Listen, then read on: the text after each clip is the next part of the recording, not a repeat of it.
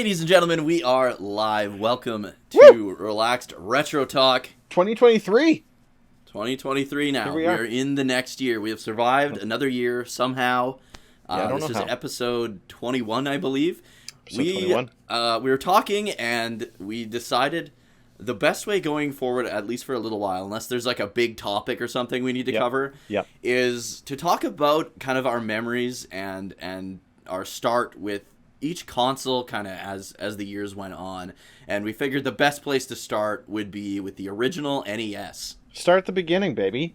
We could have gone to the Atari, but I gotta tell you, the Atari was like, I'm a generation ahead of the Atari. The Atari wasn't my console, right? The Atari was like older brothers' consoles, right? Yeah. Ataris and ColecoVisions and stuff like that. When I enter the gaming world, it's like Commodore 64 and Commodore NES 64. Master System, and we were talking about consoles. So NES makes the most sense to start with. Yeah, like we could quickly talk about Atari. Like the first time I played the Atari was actually at my stepdad's like cousin's or nephew's house. Yep. And I think I played Centipede for like 20 minutes. And then your brother, Bubs, got one of those like plug and play Ataris. That's right. And that was where I played it the most. That was my like, first real like jump in on Atari. The closest thing I had to Atari before was like cousins and like my dad's friends' kids who were older than me. They would be playing it, and I'd be like, "Oh, I want to play," and they're like, "Get out of here, kid! You're too young for this stuff. You wouldn't like this stuff." Like, yeah, absolutely. And so the best that I could do was get to watch, right? And I mean, and to be perfectly honest with you, even if I did get a chance to play, I would have been like 5, 6. There's no way I would have been able to do any of that stuff. So, NES makes the most sense. We played the most Asteroids, like hands down. Asteroids and Adventure. Remember like the seahorses? They're supposed to be the dragons. They look like little seahorses. There was a lot of good games on Atari, and there was a lot of really bad games. I actually own an Atari now, and this is probably the best deal I ever got on eBay because I think it was someone's grandma, and they were listing it, and they spelt it, and when I was typing in to buy an Atari, I spelt it wrong, and so did this old lady when they went to list it. Okay. So it was like ATERI, and it was the Atari console, 22 games, 4 controllers. So I got the joysticks, I got the knobs, I got everything, and it was $20 I paid. Oh my lord. Yeah, dude. So I have like You made out like a bandit. I have like 2 stacks this big of Atari games. And paid $20 for all of it. Plus shipping, which would have been maybe another $20 at the time. Right. Yeah, that's right. Back in the heyday of game collecting. I kick myself nowadays for not grabbing more games back then because they were so dirt cheap. Oh yeah. And now, like, you've looked around for prices and stuff. Like, it's insane. It is ridiculous. There was a copy of Bonk's Adventure. I sent a picture of this in our chat, right? At one of the local game shops for the NES. Not even a good game. No, it's not a good game. People try and tell you the Bonk games are good. They're lying. They're not good. They're not good. Don't listen to them. If they say Bonk's Adventure is good, just smile and nod and never appreciate that person's opinion on anything ever again. No, they're shit. They wanted like $400 or something like that. Holy and shit. It wasn't even complete in box. It was literally just the damn cartridge. And I was like, what is this, like, super limited edition or something? But no, it's just like, it wasn't like super popular, so there's not billions of cartridges of it. There's nothing special about it. No. I was just like, is this where we've gotten to? The old games like that are so outrageously expensive that you have no choice but to emulate them now? Yeah, pretty much. I was at, I remember Cashopolis used to be where I would go for, like, cheap-ass games that were, like, really good. Like, I got, what did I get? I got Final Fantasy, Final Fantasy 4 with the manual for like $6 at Cashopolis when I lived in Regina. Didn't you get Crystal Chronicles there too?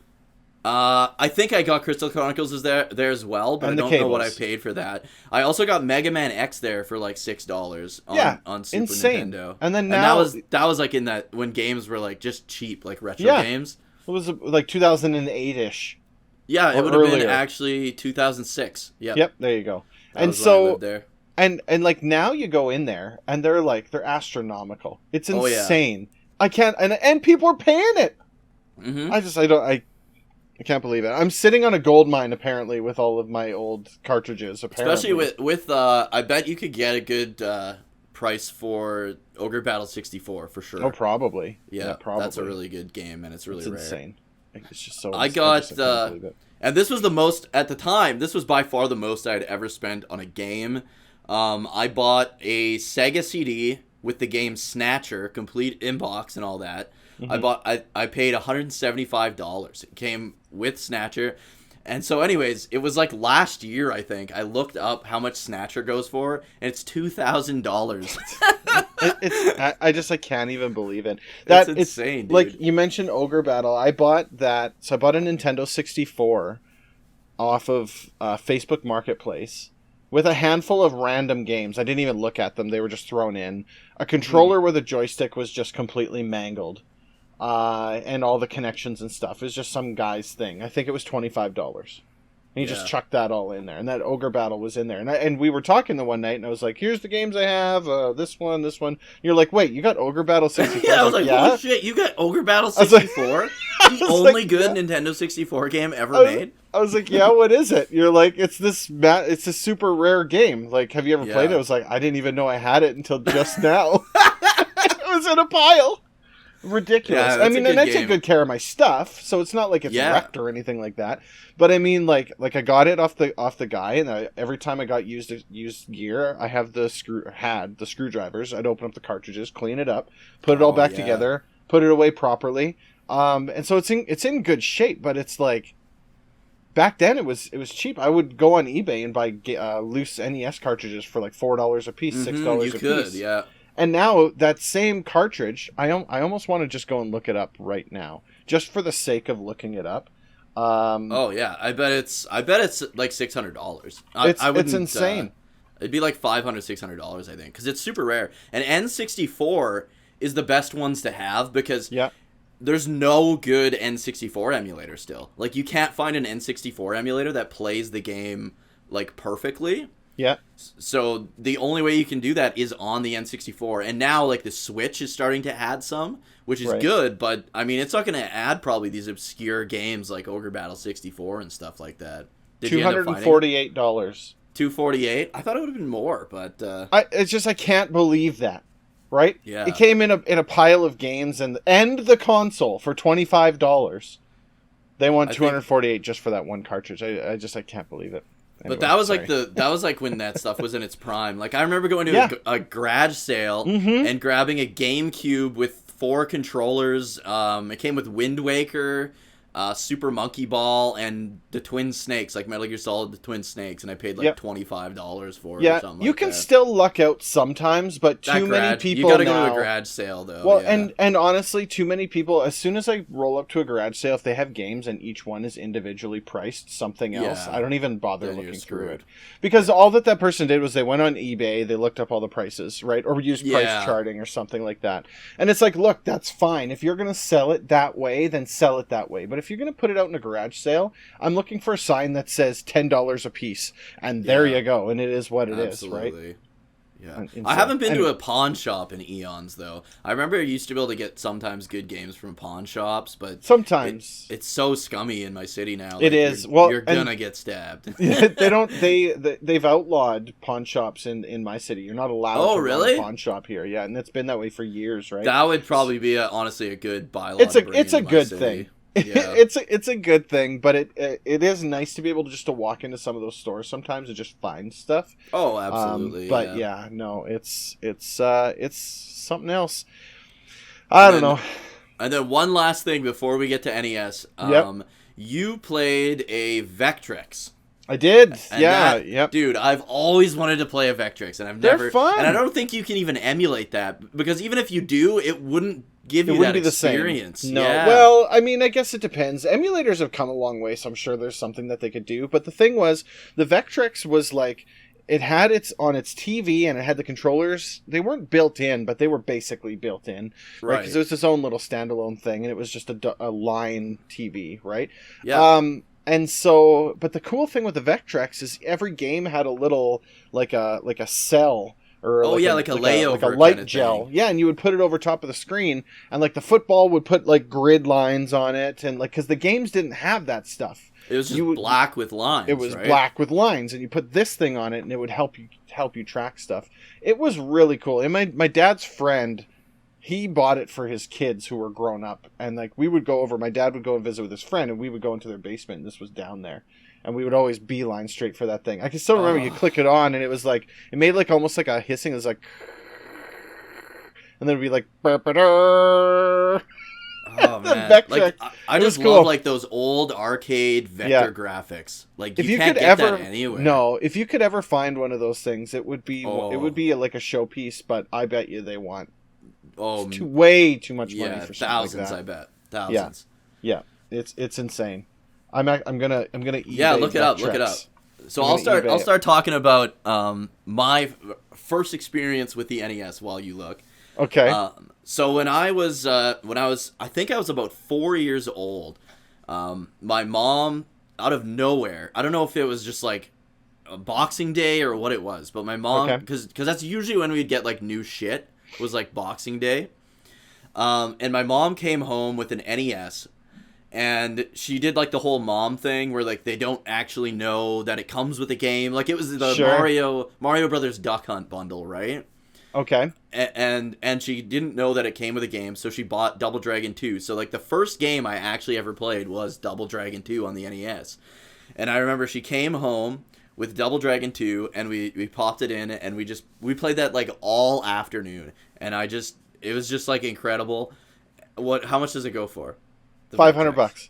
That's it? I would have thought way more. It's not as well. I mean, then you got to pay for shipping too, right? Yeah. But what is the shipping listed as though? They've got it listed here at 120. But rough skis. But who knows, right? Like, and whether or not it even shows up is another story, right? That's something else completely. I would totally buy a Vectrex, man. It would be really interesting.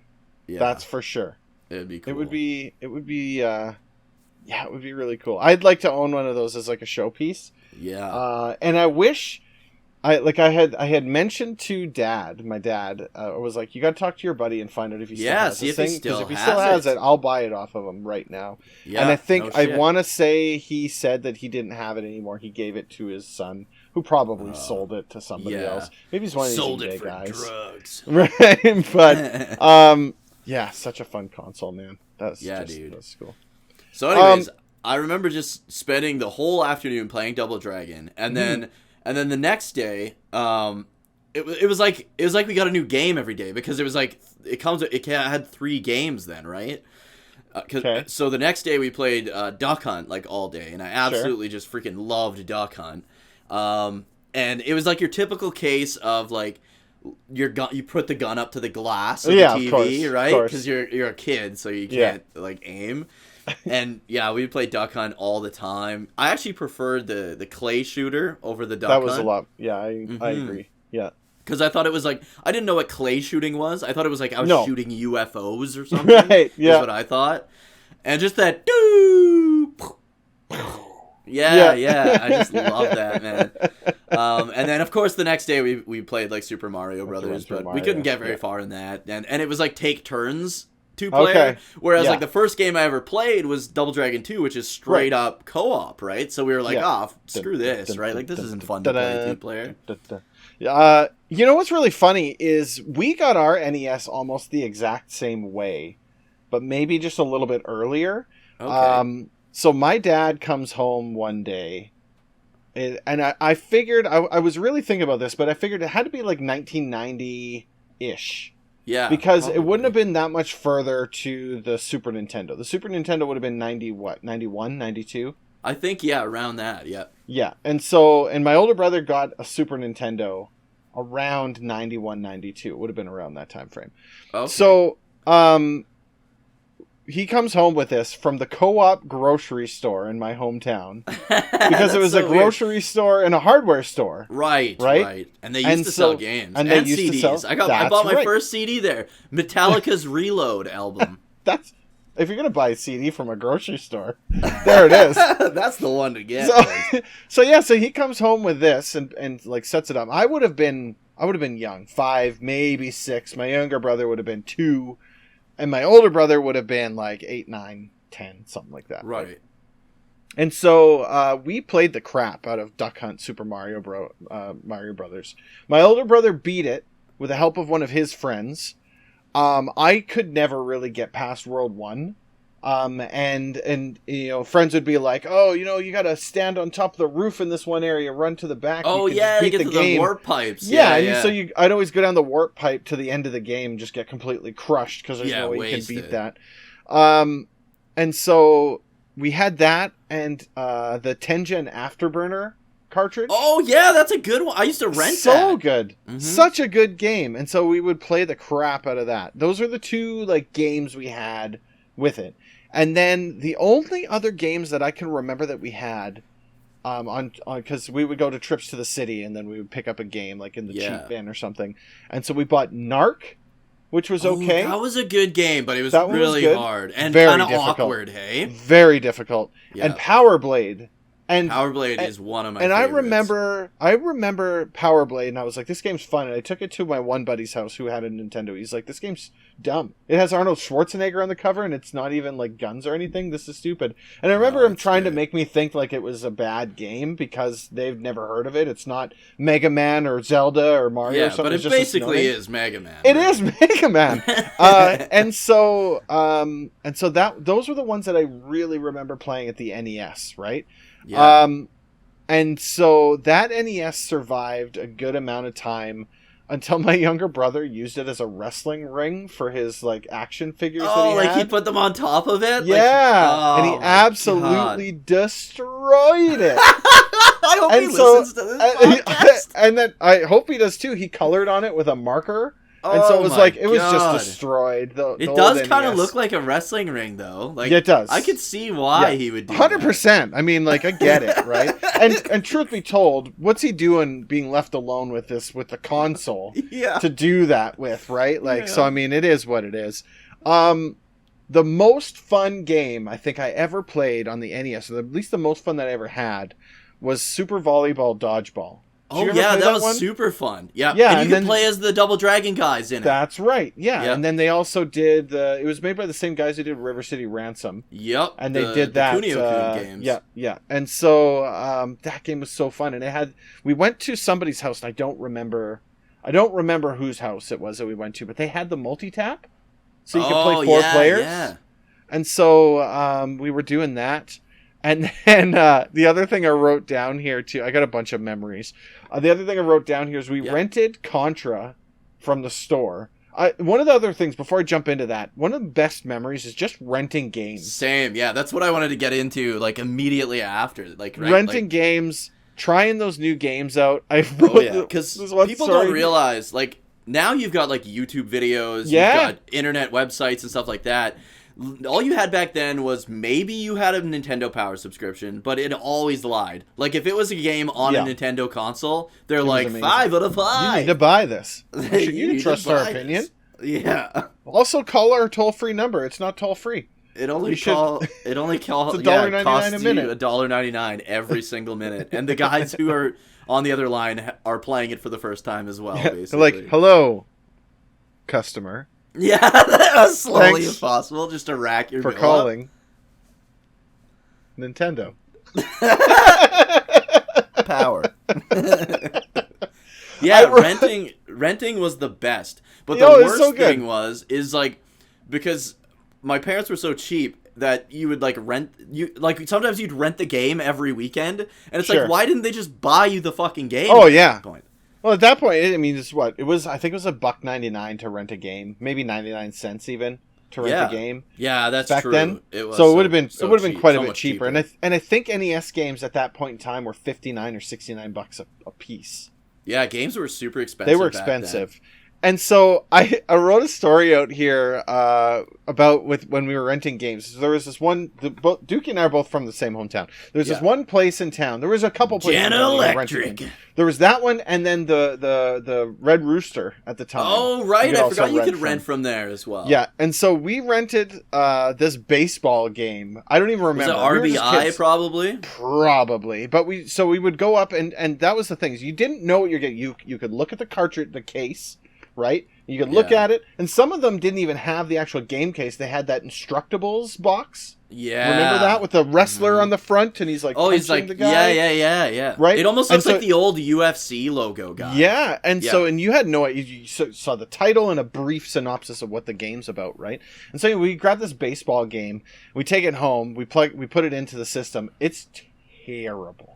As many of the sports games were back then, right? Oh yeah. And so anyway, I remember riding my bike back to the store with this game and trying to convince this old lady that worked there, like, the baseball bats look like toothpicks. Like trying, like as if she would give a crap about it, right? Yeah, you like, should have said the game doesn't work or something. It's just like, and so anyway, they ended up letting us swap. I think, and if I remember correctly, we swapped it for Batman. Which was a really good one. Really good upgrade. Was that like the very hard. The Sunsoft Batman? Yeah, right. Yeah, that's a good game. Yeah, and so if I remember correctly, that's what it was. But and so we rented Contra, and we were being babysat one weekend. My parents were gone or something like that. We rented Contra, and our babysitter brought her boyfriend over. And her boyfriend was a real douchebag. I don't even remember the name. I don't even remember the people. I just remembered like the events so clearly. And so anyway, we rented Contra. We wanted to play it. And that's burned in my brain because this guy came over and he was like, let's have a water fight. And he soaked us with a freaking garden hose. We didn't even have, like, it was just a dick bag. Like, this guy just sucked. And so anyway, so that's, like, I remember, and his name was Gary. That was his name, Gary. Because it was like, because, like, mom and dad came home, and they're like, how was the time? We were like, don't let Gary come back. We couldn't play Contra because he soaked us with a water hose. It's so stupid. It's the stupidest thing ever. But, and we rented Contra, and we couldn't get past the first, like, gate. Where you have to, like, hit the points on the top and bottom. Oh, yeah, the like, cannon and then the red spot or whatever. Yeah. Damn, that's the first level. That would suck, man. Yeah. I always hated that, like, when you rented a game and you couldn't get past the first fucking level. Well, and that one was so hard. And especially as a kid, you don't know anything. You don't know tactics or anything. You just know run. And in Contra, you get 3 lives. We didn't know the Konami code. And not even just 3 lives, 3 fucking hits. Like, every time you get hit, that's a blade of grass. Yeah, Super C. But yeah, so that one... The only other thing that I have is playing Double Dragon 3 with a friend. Oh, Double Dragon 3 was impossible. Yeah, so a friend of mine who passed away in grade 4, him and his family lived just down the street from us. We used to go and hang out at his place all the time. And he had Double Dragon 3, and I just remember going over to his house and playing. He had a good stack of NES games too. Oh, okay. That was the other. Like, I didn't actually own any games. All of my friends and people I knew owned the games, and I could like go over to their house and watch them play it. Right? Like, because it's like when someone else has the NES, they're the ones playing it, and you get to watch unless it's 2-player. Yeah. Right? And I remember Double Dragon 3 because it was a 2-player game, and we were equally bad at that, but that was a lot of fun. And then same thing with Super Mario 3. Also from a buddy of mine. I didn't even know there was more than one Super Mario game. I thought it was just the one same. game. My cousin had 2 and 3. Yeah. And so I would go to their place and I'd play that at their place. And then I think they just gave me their 2 and 3 because I would play. Same with their Genesis. Like, that's how I got my Genesis. It was just their Genesis because they got a Super Nintendo. Yeah, like they always had money, like my auntie and uncle and stuff. Yeah. And so I would go over there. I would play the games way more than their kids would. And so they would always, whenever they got a new console, they would always give us, like, their old consoles. Yeah. So, that's awesome. So we got... And I think that same method is how you got your Commodore 64. Because remember we were talking a while back? Yep. we had the exact same Commodore 64 experience. And Yeah. then I remember I was like asking my auntie, and I was like, did you sell that to Mike's like parents? And she's like, I might have. It may because be. we had the same games on. Yeah, on I the don't Commodore 64. remember where. I don't know where Dad got it from. He just came. He just came home with it in a box of like discs. And he was like, "Here's how you play games. Go have fun." So that's possible. I mean, we grew up in a small town where those paths would have crossed. Yeah. So that's incredibly likely. Yeah. That old Commodore 64 is somewhere in my basement. Really? You have it still somewhere? I'm pretty sure. A lot of our old stuff. So we've got, in my basement, we've got this big, giant shelf. It's just shelving. You have a big open, like your parents have a big open basement. Yeah. It's an unfinished basement. There's just stuff everywhere. One day, someday, probably after my parents pass away and we have to go through all this crap. Yeah. I'm pretty certain it's tucked away in one of those shelving units somewhere, along with like all of our other old stuff. My dad sent me a random message. He's like, "Hey, do you have a Game Boy at the house?" I was like, "Yeah, I think so." He's like, "This one's in pretty rough shape." I was like, "Oh yeah," because my old Game Boy I bought it without the battery pack on the back, right? The little door. Yeah. I was like, "Yeah, I used to tape up the back end." He's like, "No, this one's missing the front too." Oh shit. I was like, "Oh, okay. But yeah, man, so many fun. Those are the only cartridges I think I actually owned for the NES until I bought my. So and then I ended up as a maybe 10 years ago, around that time frame, maybe longer than 10 years ago, I guess at this point. Yeah. 2006ish. My parents had got me an NES for Christmas. And so then I built out my existing NES library, which is actually a decent amount of cartridges, nowhere near like what's actually out there. Yeah. But for, what I actually have, I've got so many different games. I remember Yo Noid is probably my favorite of that pile, but yeah, I remember when you first got that, you always were playing Punch Out and Yo Noid. Mm-hmm. And Punch Out, Yo Noid, and I also, for the first time ever, played through actual Legend of Zelda, because I'd never actually played that. Oh, really? Yeah, I never actually played that. And I tried to do it without a guide. It's impossible. You have to use a guide.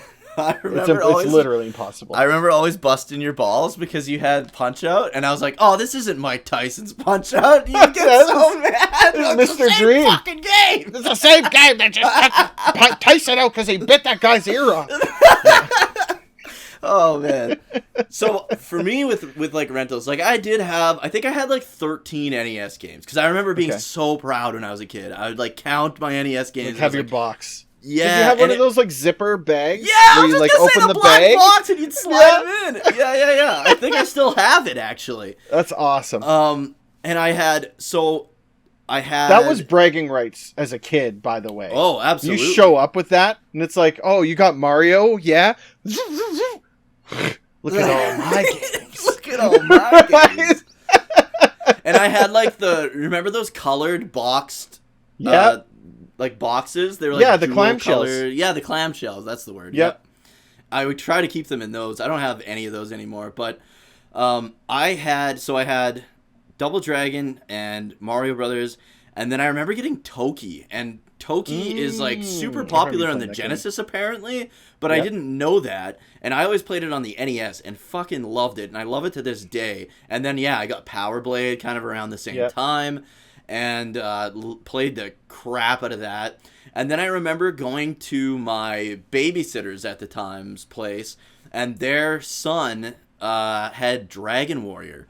And that's what got me into JRPGs. Yeah, so I would go over there, and they were kind of like assholes. Like I did not like my babysitters at all there, and they were like, "Don't fucking touch the game." Yeah. But it like makes sense, because like how many times have you had a kid like erase your save file and shit? 100%. Yeah. So it makes sense. I understand, but they I understand pulled now. Off the gas pedal a little bit. Yeah. At the time, at the time. So I would, I would go over there and I would just like watch him play Dragon Warrior, and it sucked because I wasn't in school yet, but he was. So I would get there early. My mom, to this day, is a school bus driver, so she would drop us off there at like, I can't remember what time. It'd be like like 7 in the morning or something like that.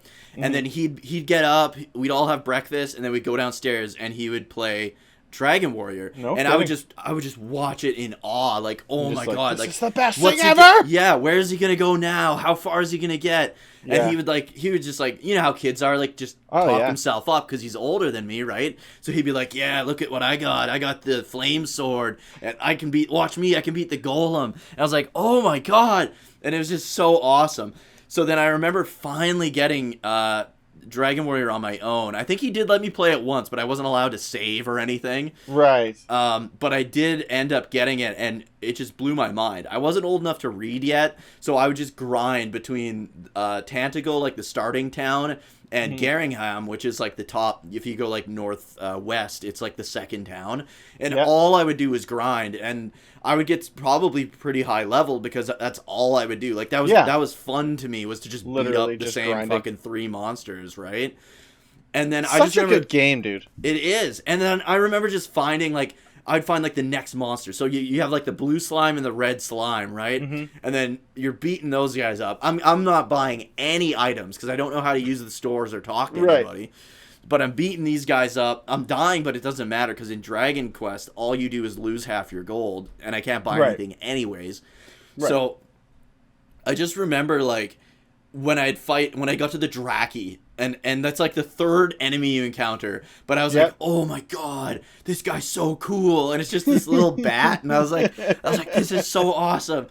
And then I remember after like a couple like months and months of just grinding in that game, and I remember the first time I got to the green dragon in the cave, and like I thought that was the final boss because it's this big green dragon on the cover of the game. That's where he is. Yeah, he's fighting the big green dragon, right? Yeah. And first of all, I want to say, like, I know like they in the West they completely changed like all the box art and the artwork and everything, but the box art in the West for the Dragon Warrior games was so epic, man. Super like cool. That artwork was fucking awesome.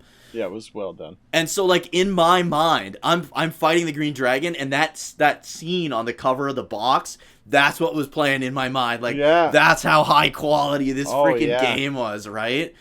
And I just oh man, and it was just so awesome. I beat the green dragon. I was probably like level like 25. Like no reason you should be that high level at all. Right. And I beat the green dragon, and you get the princess, and you have to carry her back to the castle. And I just remember, like, that's it. That's the end of the game in my mind, right? It wasn't at all. But just, like, being able to carry the princess back to the castle. And I thought I beat the game. Like, I just shut the game off and didn't play it for years after that because I thought I beat it. But, man, that's like a huge memory of mine. And then years later, getting Dragon Warrior 4, when I was actually, like, old enough to read and stuff, that game blew my mind. That was one of those games where, like, you go to school, and all day at school, you're like, that's all you're thinking about. Gotta get back on there. Yeah. Was that NES still? Yep, that was NES as well. 4? Yeah. Okay.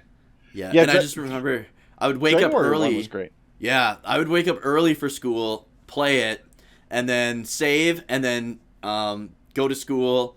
I didn't go home from lunch until like I was like in high school and stuff. I would like stay at lunch all the time as a kid. But then all day I was like I didn't think about any schoolwork. I was like I gotta go home and play Dragon Warrior 4. Need to play a little bit more. Just hook it to my veins. Yeah, dude. But for like rentals and stuff, we would do the same thing. We'd get like the Tengen games because they were like, I don't know, cheaper or something. So we would get like Afterburner, which was super hard, but I loved it. Ridiculously hard.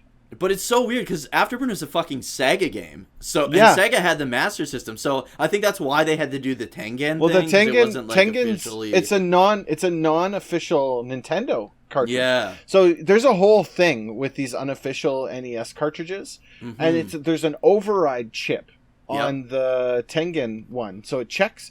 It would check for you'd have to look this up, and I think the Angry Video Game Nerd did a whole thing on this. Yeah, he did. But it would check for the validity chip, and there's this other chip that Tengen would put in there that would override it. It was the same thing that Galoob did with the Game Genie. With the Game Genie.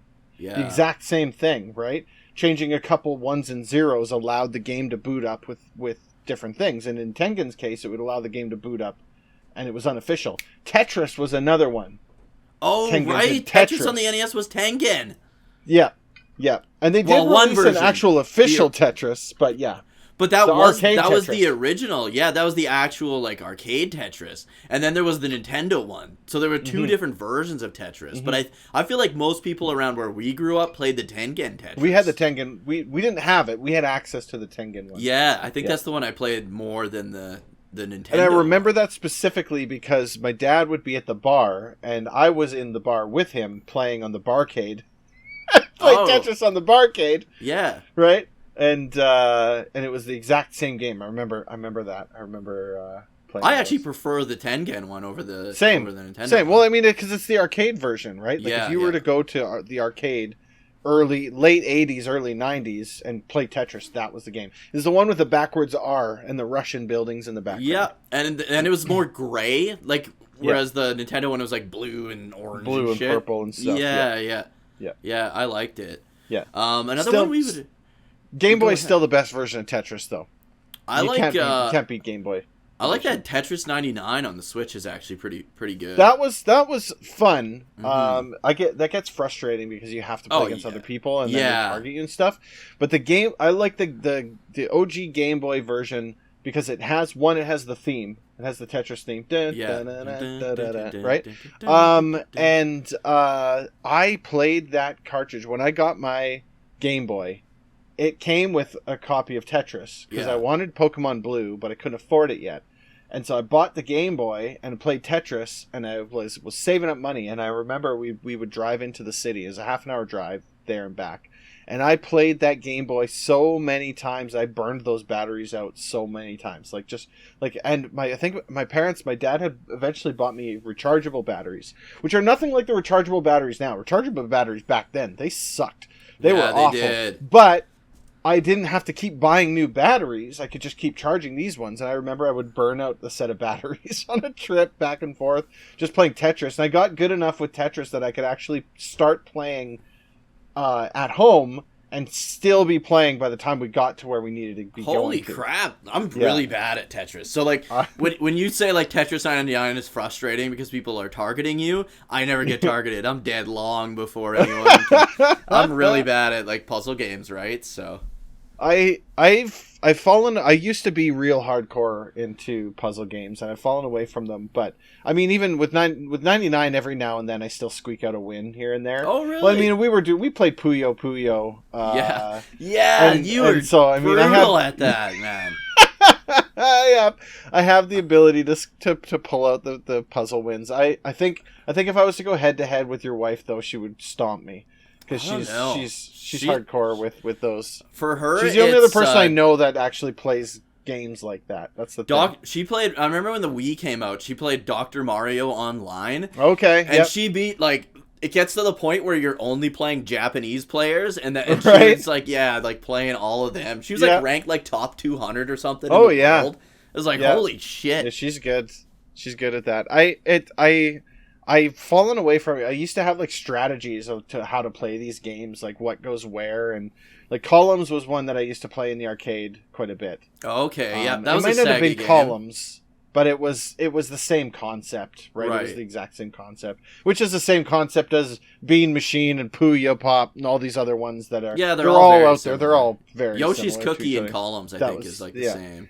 And so I just remember going to the arcade and playing, and they were on the Neo Geo had quite a few of them too. I'm trying to remember what the one on the Neo Geo was, what the puzzle game was there. But it was one of those, remember those 6-in-1 cabinets they used to have? Oh, yeah. It was Metal Slug was in there, and Puzzle Bobble, and a couple other ones, and you would pick the game, and one of them was a puzzle game. I used to play that one all the time. It was insane. I love it. Yeah, man. There were so many good puzzle games back then. Another one that I had and I hated and still kind of hate to this day.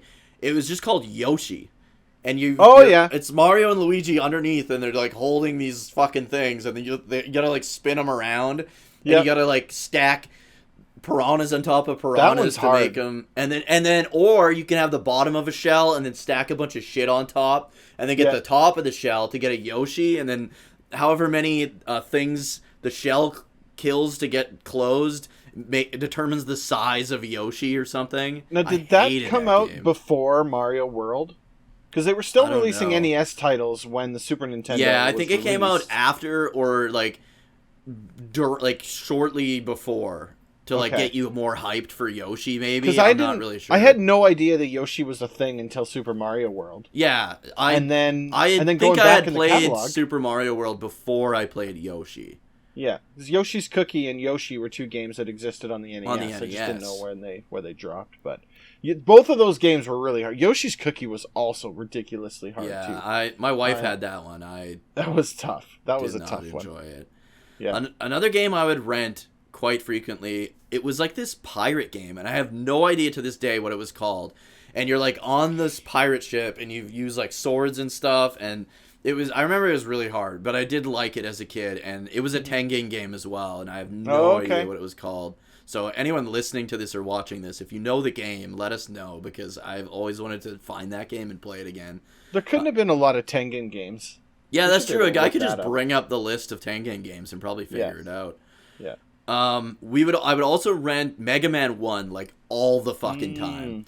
And I couldn't beat it because Gutsman stage, I didn't know like that magnet gun where you can like shoot and it makes those platforms? Yep. I had no idea that even existed. Oh man, I never learned how to play Mega Man until you and I were talking about Mega Man back in the Blurry Prawn days. Oh. I could never figure it out. I was like, Mega Man sucks. I don't know anything. You're like, whoa. It's a puzzle game. You have to figure out the order, and then you have to do it like this. And then I remember we were playing Mega Man 2, and that was the first one that I actually had completed.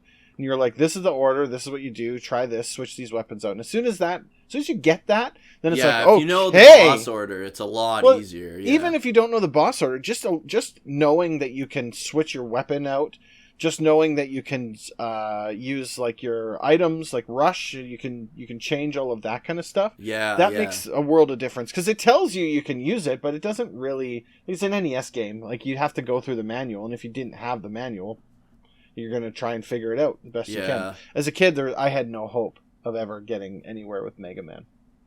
Mega Man 1 had so like if you press start, it brings up like the whatever powers you have and stuff. But Mega Man 1, if you pressed select, it would pause the game. So you could cheese the game hardcore. As soon as you get the elect gun, the elect gun is like this long, snaky shot. So what you would do is, and this is still how I play it to this day, is I shoot the elect gun as soon as if the boss is here, as soon as the snaky electric thing hits him, I start mashing the pause button, because then every time you unpause, they take damage from it, and you can kill every boss in like one hit. Perfect. So that's how I played as a kid. But a thing I would always do for some reason, I don't know if I just played games too much, is I would wear out the contacts on all my controllers. So starting from the NES, I remember always taking apart controllers with my dad, and all he would do is like spray them with WD-40 and like wipe the contacts down. So that probably wasn't great for the contacts. What's that? Probably wasn't great for the contacts. Put WD-40 in there. Yeah, I don't know, but it worked after doing that. We would do that with PS1 controllers too, because I would just wear them out all the time. Right. And I just remember the NES, the one time he was taking apart the controller. This is like one of my like core memories as a kid. Right. He was taking apart the controller and doing the same thing he always did. And then I was like, and like it was just mind blowing to me to see like the green like circuit board. Right, yeah, the circuit board. Yeah. And like the little rubbery things that you push down to make the contacts. Yeah. And I was like, I wonder what's inside the Nintendo. The system. And I remember he took the top off, and I was like, my mind was just fucking blown. No kidding. I was on holy shit. Because it was all Phillips screws at that point, right? Yeah, they didn't have the special Nintendo. The only locking nuts were on the cartridges. Yeah, the games had the Nintendo bit, but everything else I think still used the just the standard screwdriver. Standard Phillips screw. Yep. And it was just the coolest thing ever. Like he showed me like this is where the game goes in, this is where like the contacts, you push the game down and it touches. And it was just like mind blowing. That's awesome. Mm-hmm. That's really cool. Yeah, we never took apart any of our stuff for fear of wrecking it. Yeah, well, my dad was like a mechanic, and so he figured like if he could take cars apart, right? Oh, probably, yeah. If you have a mind for that kind of stuff, yeah. It's funny is people that are like that. I knew a few people too who had that kind of brain, and it's just like the sheer. They don't even second guess themselves at all. No, it's just like, oh, let's pop this thing open then. And just the sheer quest for knowledge. It's like, I'm going to learn this and I'm going to figure out how to fix it. And there you go. Well, that's what it is, right? Yeah. I didn't start taking any of that stuff apart until way later. As I started collecting this stuff that I own. Right? And it was purely from a maintenance. I still don't like opening up consoles. Same. I still don't like going in there, right? I would rather pay somebody else to do it and let them take care of it, right? There's that shop in Saskatoon that fixes up old Next Level consoles. Game Exchange. 100%. I'd take it there. Here you go. You take it apart. You guys know what you're doing. Fix it up. Do your thing. Here's the your only thing $60. I would really do is so my Sega CD. I had to take that apart because all the Sega CDs, they have a what the hell is it? A fuse that just like expires and stops working. Yeah, that's right. So and it's like a barrel fuse, right? Like it's one of those big dogs, isn't it? Yeah, it's not that big, but it's like maybe this, and then it's like a cylinder shape kind of thing. Yeah. And so I have the worst ghetto rigged up Sega CD. So basically, because my Sega CDs just stopped working, right? And I was like, what the heck? And I'm looking online, and it's like, yeah, you need to get this fuse, blah, blah, blah, solder. And I'm like, no. I can't do that. Like, that's the scariest shit ever to me. So what I did was I took apart my Sega CD. I had a pair of scissors, so I clipped the fuse, the wire that goes into the fuse. Yeah. And then I took an extra wire and I electrical taped both ends to the wire. And to this day, that's how my Sega CD still works. And it still works. Yeah, it works. What does the fuse do? It's so that if something I don't know if it's overloads or overheats, it'll blow the fuse instead of lighting the thing on fire, probably. So it's very sketchy. I use my PlayStation Classic for most of my Sega CD games, but if I ever stream Snatcher, I've got to use the Sega CD because then I can use the Justifier. Yeah. So I'm a little nervous, and I was nervous when I played Snatcher because I had to. The first time I actually played through all of Snatcher, it was with that rickety old wire. The hacked version of it. Yeah. Is it a removable cable, or is it part of the actual it's soldered CD to the. It's like, you know how they always have those pokey nipples. I don't know what they are, but those pokey nipples.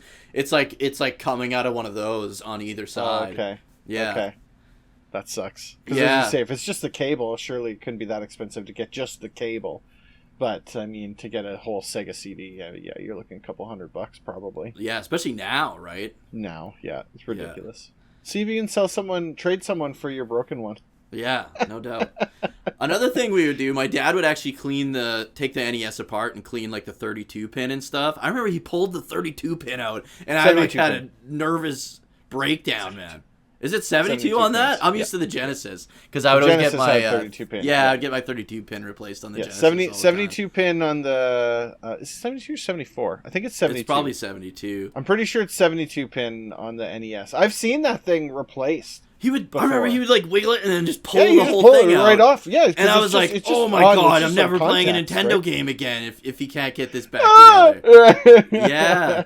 Yeah, you just clean the contacts and put it all back together. Yeah. Right? And I got... Now, if you can get there... See, that's the thing. I'm not cracking mine open to do that. Never. I always get other people to do it.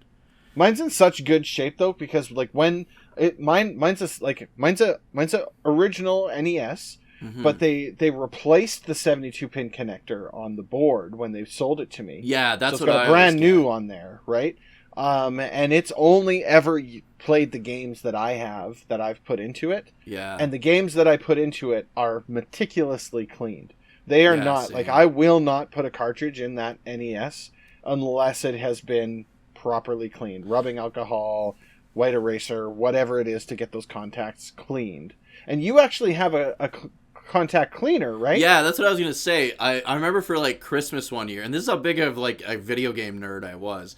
I got a cleaning kit for my NES, and I was just so excited because I had a couple games that wouldn't work anymore, right? Like Ninja Gaiden 2 wouldn't work because I played the fucking shit out of it. Yeah. And it came with these weird pink brushes. I probably have them somewhere. I do still have the pink cartridge I know you have the cartridge thing. I've seen it. And basically it came with this.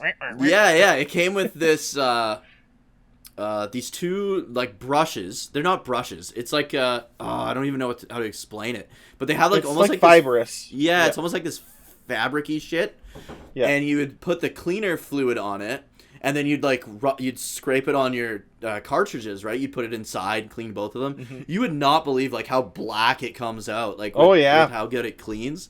Yeah. And then the same thing, you do the same thing on and that's why my 72 pin is so good on my NES, because I still clean it. 100%. You put that cleaner on and you put it in, and you don't even push it down, and you just pull on it, and then you push it down and then you pull on it, and it just scrubs the shit out of it. And my NES, like if you put a cartridge in, like if this is like the 72 pin, you can feel it like it's that's in how there, this man. One is. Yep. Actually, this one's so tight that you don't even have to press the cartridge down. You just press it straight in there. One of my babysitter's NES was like that. I would play Rampage at their place all the time. Yeah. And they were like, don't push it down. And I push it in, and it was so tight that, you would just push it in, and the games would be popped up still, and you would play them. It was crazy. Yeah, and that's exactly how this one is. I haven't booted up this NES in so long, just because it's such a pain in the ass, right? Like, because it's not like it's not stereo. I don't know if people know this or not. There's two plugs on the side of that NES. One's video and one's audio. There's a mono audio and a video. Yeah. Because back then you wouldn't connect through RCA. You would connect with your TV coax, antenna. Wire thing. Yeah. Yeah, that's how you connected it in. And then if you had a Super Nintendo, you would connect the one TV antenna box into the next TV antenna box. Yeah, that's how my Genesis, I would plug it onto the bottom. Connected. The Genesis, like, you had to plug it onto the top. So you had, like, the wire going into your TV. You had a nipple here, and then this one would go out to the that's right. the Genesis. And I just remember, because the NES one you had to screw, and that sucked ass. And the Genesis, you just push on. It just popped on there. Yeah. I love it. Yeah. Yeah, so good. But, I mean, try using one of those systems to stream from now. Oh, right? yeah. Like my Elgato is HDMI only, right? Yeah. And so in order for me to stream from any of my retro consoles, I got to run them through an HDMI converter. Oh. So from that system to RCA, RCA to HDMI, HDMI into the Elgato into here. Usually I have to run that through an adapter. It's like, forget it. I own the game. Here's the cartridge. I'm putting it on my PlayStation Classic. Well, PlayStation Classic upscales everything. It's fucking incredible, man. Yeah. I love. Yeah, and that's the other thing. All my retro games, I went through, listed them all out, downloaded all of them, put them all on my Classic, and it's it's so good. I streamed from my NES one time, and it's dark. It doesn't look very good. It's fuzzy. It's great from a nostalgia point of view. Yeah. If I have friends over and I'm like, check this out. Here's the actual cartridge. Let's play this. That's awesome. Yeah. But for like what we do on the computer, you got to go digital for any of this stuff. It just doesn't look right. But I do still have CRT TV, and I bought. I think I have like 2 spares now, sitting in another room for when this one dies. But I do love, like, I played through Dragon Warrior 4 again on my CRT TV, and it's just incredible. You can't beat it. Yeah. It's because it's designed for that, right? Mm-hmm. Like it's so good. And you need it for light gun games. You can't play light gun games on like an HD TV kind of thing. Right? Exactly. Yeah, exactly. So, but yeah, NES was a great console. Such a good system. It was. Just so good. Everything. I just have nothing but the best of memories of it. One thing with Dragon Warrior 4 that's probably the biggest memory ever for like the NES when I was a kid was staying up like past my bedtime, like doing that whole like, okay, I'm going to bed, and then like shutting your bedroom door and turning your lights off. Yeah. And then playing and then turning on my Nintendo and I got to the final boss in Dragon Warrior 4. And I don't want to say too much because you haven't played that one. I haven't played it yet. I do want to play that one. But the boss, you played the first one, right? And like the boss transforms. Yeah. So the same kind of idea, but to like a much larger degree. Sure. The final boss and on the NES, like in Dragon Warrior, all the backgrounds are black, right? So there's no like field background or anything. So you're in battle. Your characters aren't on screen on those games. So all you see is the boss, right? And he's this green monster, basically, right? Sure. So I'm in my room. It's pitch black. The only light is the glow from the TV. And I just remember, like, when he's transforming, and it's, like, almost, like, gory, right? Like, he's sprouting these, like, big arms and stuff coming out of him. And it was just, like, this big green glow in my room. And it was just like, oh, my God. And every time you think you beat him, he fucking transforms again. And I was like, oh, my God, beating that game. And his whole castle is, like, yellow on the inside. So the whole room's, like, glowing yellow. And then you fight him, and it's all dark with, like, this green glow in the middle of the screen, and it's just the most epic thing ever from my childhood was beating Dragon Warrior 4. I didn't have a console in my room until my PlayStation 2. Oh, really? Right? Yeah, because we never had, I think we had 2 TVs in the house. Oh, you had, like, brothers and stuff, though, too, right? Yeah, that would dude. all play. So, 100%. And so the system was always in the living room, so there was never a time I could do anything like that. Right? Yeah, I could wake up super early, and my parents would be like, "Get your ass back to bed." Oh, right? no. Like, yeah. So 0% chance of ever doing that. My older brother had and that was the other thing. I didn't actually own any of these consoles. These were all Jason's consoles, right? Yeah. And so he would have them in his room. He had the other TV. We had the TV in the living room. We had the TV down in his room. Okay. And so I couldn't play those consoles until he was gone out of the house, or until he was awake and playing it, and allowed me to watch. not play it. Not play. Allowed me to watch. And so, yeah, PS2, I think, was a first. Well, I had a PS1, I guess. I had a modded. So, do you remember? Yeah, I remember you had a modded one. Yeah. I had a mod chip in my PS1 that allowed me to play burnt games. Mm-hmm. And I mean, that's still the PS1 I have. It probably still works. I haven't booted the damn thing up in who knows how long. Yeah, that's awesome, though. It supposedly does that, and I mean, now that I've got the PS Classic, yeah, you can literally just slap no reason to there. ever boot that up. Yeah, but I at mean, the time, like that was at the time it was great. Nobody had I'd be a modded PS1, and we had a CD burner, so I'd be like, "Hey, can I borrow your game for a couple hours?" Mm-hmm. And so I'd borrow somebody's game, and I would make a copy of it, and I'd give them their game back. Yeah, and I remember you doing that. Yeah, and I would just kind of grow my catalog from there, right? Because CD burners were like. Not everybody had one of those. Nobody had a CD burner, right? Like I remember girls paying me like $10 to burn them a CD and stuff. They're like, "Hey, can you make?" And then I would always put the Super Mario Super Show song on in the middle of their CD. So they're like, "Swing your arms from side to side." It'd be like the Backstreet Boys album, and in the middle of the CD it would be "Swing your arms from side to side." Your calling card. Yeah. Stupid. People get so mad, dude. That's so funny. Yeah. I've 2 more stories, and they were from. I don't know if I was like a shitty kid to babysit, but we had so many different babysitters we went to. We had a ton too. It was just how it was. And the one they had Skate or Die, and that was fucking so cool. I don't think there was a single like. Because it's basically a game with like a bunch of mini games in it, and I don't think there was a single mini game that we ever beat. But I remember the one. My favorite was the bowl, where you've got like the American Gladiator with the foam fucking staff thing. Yeah, it was like that, and you're going up and down the bowl, and you've got to like knock the other guy off.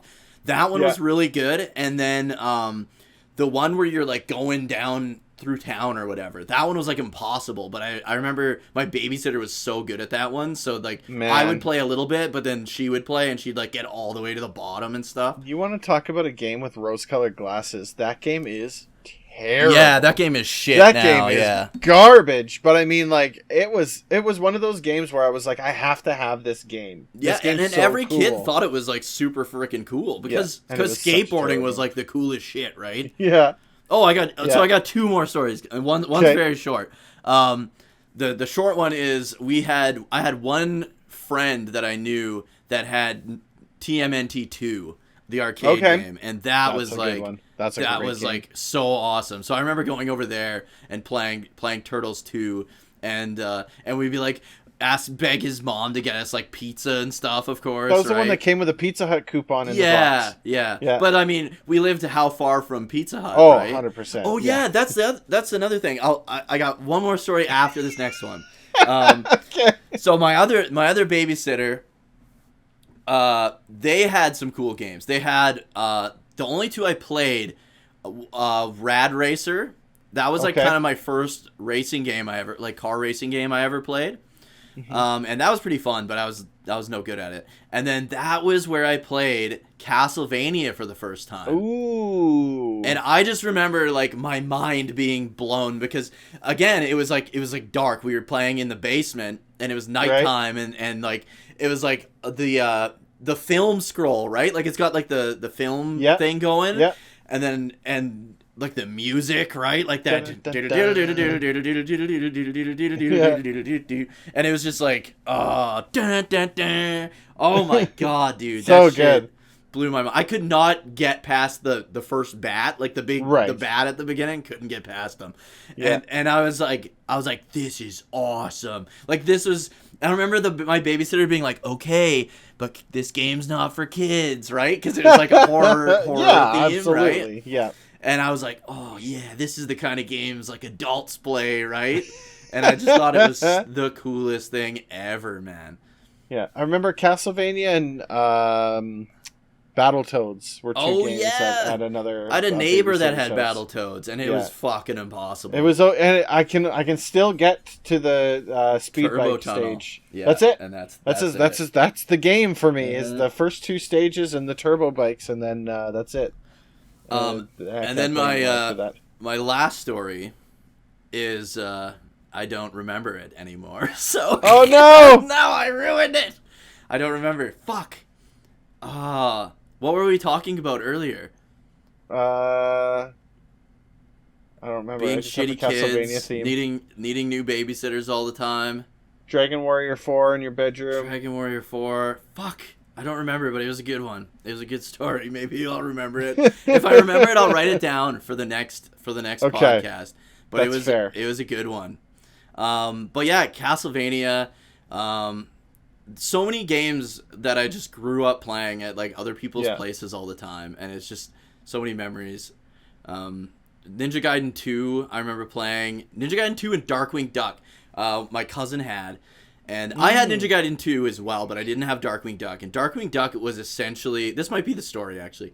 Darkwing Duck was essentially a Mega Man game, right? But I didn't know that. Yeah, there was a lot of, like, Mega Man-esque games. Yeah. Bucky O'Hare was another one. Oh, that's a fucking good game. I've never beat that. I need to play that and beat that. I remember renting that from the Red Rooster. Yeah, okay. I must have rented it from there as well. We always rented ours from Jana Electric, and I remember Jana Electric and the Red, they had two different game libraries pools of games. Yeah, and they would update so often. And in Jana Electric, then they just stopped having games. Yeah, they did. Came out. Yeah, and then they were done with it. I remember wanting to rent Who Framed Roger Rabbit because I loved the movie. Okay. And I remember my parents were like, "You're not renting that game." And I was like, "Why? I love Roger Rabbit." They're like, "There's reading and you can't read." Because I think before I had rented games that had reading, and then I would just cry, right? Because I was like, I don't know what to do. Or because you want them to play it. So yeah. And they were like, "I'm not doing that, kid." But I remember playing. I wanted to show that my cousin, because my cousin was always better at games than me, right? Because he's like my older cousin. And I wanted to show him how good I was at Ninja Gaiden. And I remember we were playing Ninja Gaiden in his bedroom, and I was at the final boss. Well, I was at Ashtar, who isn't the final boss, but at the time I thought he was the final boss. The final boss to you then. Yeah, to me then. And it's further than he had ever gotten, right? Sure. And I remember his and we thought and there's no offense intended here, okay? We thought Ninja Gaiden was called Ninja Gaylord because that's what he told me it was called. So we were at so picture this, all right? You're young impressionable Dookie who can't read. Cousin told him it's called Ninja Gaylord, okay? Okay. And you are a parent downstairs. Sure. Supper's done, right? You're calling your kids down. You're calling your kids down for supper. Supper's ready, and you've called probably 4 times now. And and we're like, we can't go down. Like, there's no saves. You don't want to pause it in case your Nintendo resets or something. And I just remember screaming down the stairs, "I can't! I'm at the Gaylord!" And just yelling, and my auntie's like, "What the fuck are they doing up there? And I remember she came up and just shut the Nintendo off and was like, "You're coming downstairs to eat." And it was like, no! Yeah, we were like so mad. But I still proved that I could get further than my cousin in Ninja Gaylord. Nice. So. Ninja Gaiden's a game that I still have never played. Oh, really? And I think and I don't know if I could bring myself to it. I might. It's one of those games I might set a stretch goal for, because those games frustrate the ever living crap out of me. The second one's a lot better. Like the second's the best for sure. Yeah, because I'm not good at timing and platforming and stuff, and especially on the NES where it's so unforgiving. Oh yeah. Yeah, I don't know. That's a tough one for me. That one, Castlevania, all of those games were games that other people had that I could watch. Ghostbusters was one that I really, really wanted. I had it on the Commodore 64. It was so much better on the Commodore 64 than it was on the NES. Yeah, it was way But I remember somebody had Ghostbusters. So I was like, "Oh, can we please play this?" And they're like, "No, that game's terrible. We hate that game." And I remember finally convincing them to put it in, and it was bad because they didn't know how to play the game. The game doesn't tell you what to do. No, it just starts, and you're just supposed to figure it out, right? And the NES version is pretty bad. It's bad, but I played it later on, and actually completed it with the help of like some save states and stuff. Yeah. There's no way you can get up those stairs and survive. No. But I mean, like even the driving around and building up your business. It's such I a actually cool got pretty idea. decent at that. It's a great idea. Yeah. If you ever play it again, play the Master System version. I have it on the Master System, and it's basically like the Commodore 64 version, but on a console. Yeah, I can't remember which one it is, but it's actually the first game of its kind that had save games with unique passwords. It's because it would be your bank account. Your bank account would spit you out a code. And that code would be used. Yeah, you got to look. I'll find the video. There's a history of Ghostbusters, and I can't remember what system it was for. If it was DOS or what it was for. Okay. But it was like your bank account was this passcode, and it would create this coding in the game where it would give you back your items, your bank account, your business, all this. It would save all of that through the use of this passcode, and you'd have to write down your bank account number. Oh, right? That's cool. I'll have to find it. It's such a cool concept. Everything about it was just so good. We should do an episode on like old PC games like DOS and Commodore 64 and stuff as well. And the different ways, like they would do copyright protection and saving and stuff like that. I don't remember anything ever having copyright protection. Really? So quick side point. So a friend of mine had this game on the computer. It was like a surgery game. Okay. And so you'd be able to play the first little bit, and then as soon as you got to a point, it would be like, open up the instruction book and type the next first two letters of page 30. Star Trek had that. That's right. That was the copyright protection. The nav map it was only in the manual, so if you didn't know what fucking planet to go to, you're screwed. Then you were tough. So that was how, because you could always copy the discs. You could, remember don't copy that floppy. Remember that? Yeah. Commodore 64. All the games I had were stolen. They were always absolutely, and so that's how they were doing that. And so typically, if a friend of yours copied the disc for you, they would also write down all of those questions and the answers for it. So you'd have these like loose leaf pages.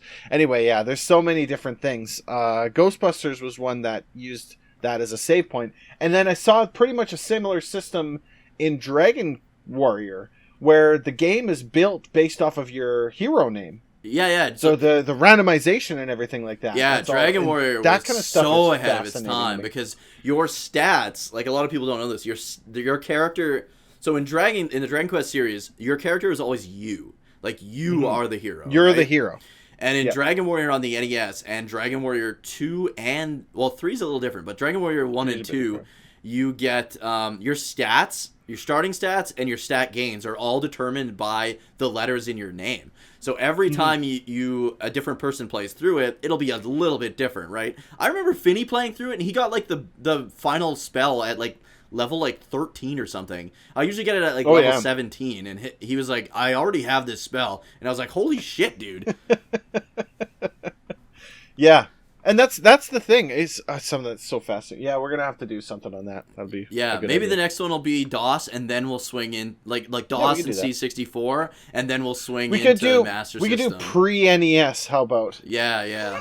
Because there's so many different. I don't know if I could do a whole thing just specifically on those system on like the Commodore and DOS. There's a lot of DOS. Yeah. The thing about DOS though is DOS played straight forever. Through. DOS. Windows 3.1, Windows 95, Windows 98. These all used DOS. Yeah. Right? And so DOS didn't really disappear from that point of view until Windows XP. Yeah, really. And even then it was still being used. It just was kind of in the phasing background. out. Yeah. Even then, yeah. Yeah, and so DOS is tough because you've got games ranging from like Doom to like friggin' all of these new ones. Day of the Tentacle. I remember playing Maniac Mansion. Yeah, a lot of those ones. So Zach McCracken and the Alien Mindbenders. Paint Shop Pro. Print Shop. Dude, I didn't have. My dad had a Windows 3.1.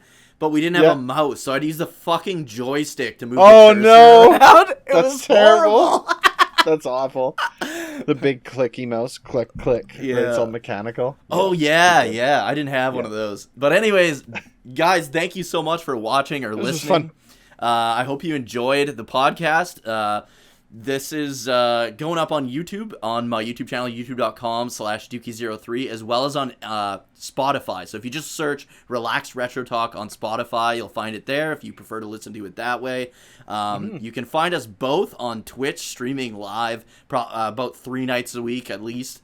I'm at twitch.tv/Dookie03. Twitch.tv/DG online for me. Yeah, every night of the week there is a stream on. Between the two of us. Pretty much, yeah. The Discord is the best place to find out who's on live, though. Yeah. I'll post the Discord link in the what is it called? The description below. The show notes, description. Yeah. The thing that's below the video there. And if you know that Tengen game with the pirates, let us know in the comments. Yeah, put it in the comments. Yeah, we need to know that. Thanks for listening, guys. And we'll catch you next time. Have a good one. Have a great one.